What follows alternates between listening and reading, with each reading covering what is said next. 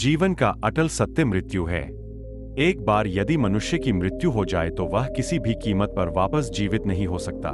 लेकिन जब हमारा कोई प्रियजन हमसे दूर हो जाता है तब हम अक्सर यह सोचते हैं कि काश वह वापस आ जाए, लेकिन कितना भी विलाप करने पर वह हमारे पास वापस नहीं आ सकते। आज की कहानी हमें बताती है कि कैसे गौतम बुद्ध ने एक महिला को जीवन के अटल सत्य का ज्ञान कराया। एक बार की बात है, एक महिला गौतम बुद्ध के पास पहुंची और रोने लगी। बुद्ध ने पूछा, क्या हुआ, तुम रो क्यों रही हो? महिला बोली, मेरा पुत्र मर गया है। सुना है आप तो बहुत महान हो, कुछ भी कर सकते हो। आप मुझ पर एक उपकार करो, मेरे पुत्र को जीवित कर दो। यह कहकर वह महिला और जोर जोर से रोने लगी। बुद्ध बोले, यह तो संभव नहीं है। मरने के बाद किसी भी व्यक्ति को जीवित नहीं किया जा सकता। महिला बोली, मुझे नहीं पता, आपको कैसे भी करके मेरे पुत्र को जीवित करना पड़ेगा, नहीं तो मैं भी जीवित नहीं रह पाऊंगी। क्या आप एक मां की तकलीफ को नहीं समझते?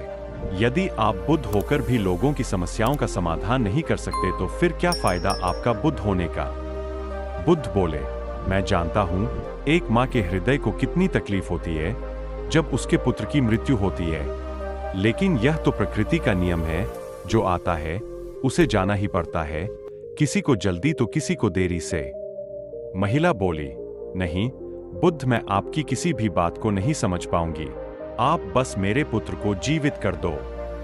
बुद्ध बोले, ठीक है, अगर तुम्हारा इतना हठ है तो मैं तुम्हारे पुत्र को जीवित कर दूंगा, लेकिन उससे पहले तुम्हें मेरा एक कार्य करना होगा।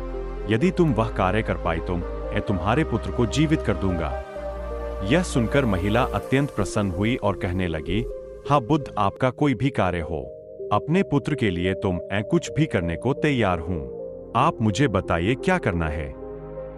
बुद्ध बोले, मेरे लिए तुम्हें एक कटोरी चावल लाना है, लेकिन किसी ऐसे घर से जहां किसी की मृत्यु न हुई हो। यह सुनते ही महिला सोचने लगी, यह कार्य तो बड़ा आसान कार्य है।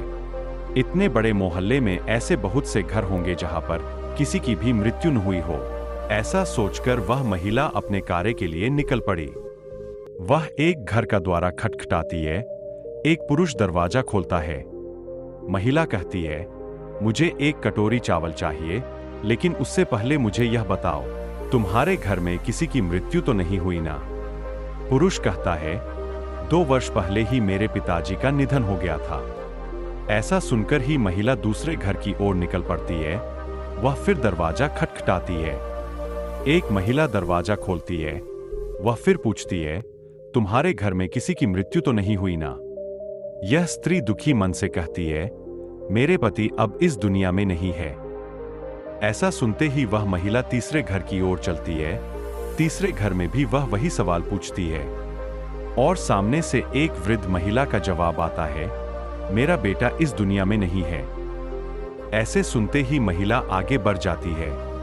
वह मोहल्ले का कोई भी ऐसा घर नहीं छोड़ती जहां जाकर उसने पूछा ना हो, लेकिन हर तरफ से उसे निराशा ही मिलती है।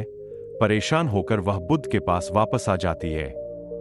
महिला बोली, बुद्ध, मैंने कोई भी घर नहीं छोड़ा, सभी घरों में जाकर पूछा, लेकिन हर घर में किसी ने किसी की मृत्यु हो रखी है। किसी का पुत्र, किसी की पति तो किसी की मां नहीं है। हर तरफ मुझे यही जवाब मिलता है। मुझे ऐसा कोई घर नहीं मिला जहां पर किसी की मृत्यु न हुई हो।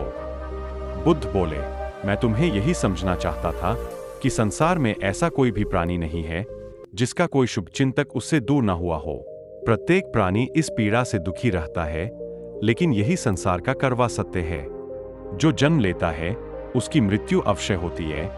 जब उसका कार्यकाल खत्म हो जाता है उसके बाद वह एक पल भी और जीवित नहीं रह सकता। ऐसा सुनते ही महिला ने बुद्ध के सामने हाथ जोड़ लिए और कहने लगी, आप सत्य ही कहते हैं, ईश्वर के लिखे को कोई नहीं टाल सकता। जिसे जब जाना होता है वह जाकर ही रहता है। मृत्यु जीवन का एक कड़वा सत्य है। जब व्यक्ति जन्म लेता है लोग बहुत खुश होते हैं। जब व्यक्ति की मृत्यु होती है हम सब बहुत दुखी होते हैं। जैसे सुख और दुख एक सिक्के के 2 पहलू है, वैसे ही जन्म और मृत्यु भी कालचक्र के 2 पहलू है। काल के ग्रास में फंसकर व्यक्ति मृत्यु को प्राप्त हो जाता है और फिर कभी दोबारा लौटकर नहीं आता। यही मृत्यु जीवन का अटल सत्य है। दोस्तों, अगर आपको ये कहानी अच्छी लगी हो तो कृपया करके आपकी प्यारी चैनल पीसफुल बुद्धा को सब्सक्राइब अवश्य करें, ताकि ऐसी ही सीख देने वाली कहानी हम आप तक पहुंचा सके। तो बोलिए दोस्तों, ओम नमो बुद्धाय।